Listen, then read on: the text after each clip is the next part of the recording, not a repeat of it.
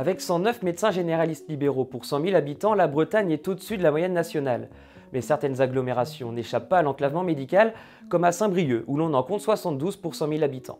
Pas de médecins, pas de soins, alors que proposent les candidats à la présidentielle pour mettre fin aux déserts médicaux? Aujourd'hui, les jeunes praticiens peuvent choisir où exercer, mais demain, certains candidats veulent réguler radicalement leur installation. Prenez Fabien Roussel et Yannick Jadot. Pour eux, un médecin généraliste pourra s'installer dans une zone dense uniquement en cas de départ d'un de leurs confrères. C'est un peu le jeu des chaises musicales. Nicolas Dupont-Aignan, lui, souhaite instaurer une bourse aux étudiants en médecine à condition d'effectuer ses 5 premières années dans un désert médical. Jean Lassalle surenchérit avec 6 années en échange d'études financées par l'État. Est-ce que quelqu'un dit mieux? Je pense qu'il faut que des étudiants en médecine soient pris en charge par l'État. Et puis ensuite, ils doivent 10 années à l'État. À l'État, ils ne rachètent pas de pantouflage. Anne Hidalgo propose de créer un statut de médecin assistant, une mesure qui se rapproche du programme de Valérie Pécresse. La candidate veut proposer aux médecins généralistes une 4e année d'internat dans les territoires où l'on manque de médecins. Objectif, injecter dans les déserts médicaux 4000 docteurs juniors par an dès 2025.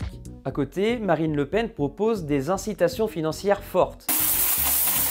Son but, réaménager le territoire pour rompre avec la fracture sanitaire. Il faut faire des incitations, mais surtout, vous n'amènerez pas un médecin dans la campagne s'il n'y a pas d'école, s'il n'y a pas un hôpital, car souvent les médecins travaillent aussi à l'hôpital. Mais réguler, ne serait-ce pas aussi faire cohabiter hôpital et médecine de ville? Réponse, dans le programme d'Emmanuel Macron, le candidat président veut mettre en place un système de référents dans les déserts médicaux. L'idée, responsabiliser les infirmiers et les pharmaciens pour pratiquer des actes simples et libérer du temps aux médecins généralistes avec plus d'assistants médicaux.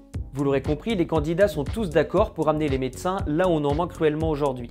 Mais d'autres propositions sont dans leur programme, l'obligation de la médecine de garde, développer les centres de santé, accéder aux soins à moins de 30 minutes de son domicile, mais on n'aura malheureusement pas le temps de développer tout ça en 2 minutes.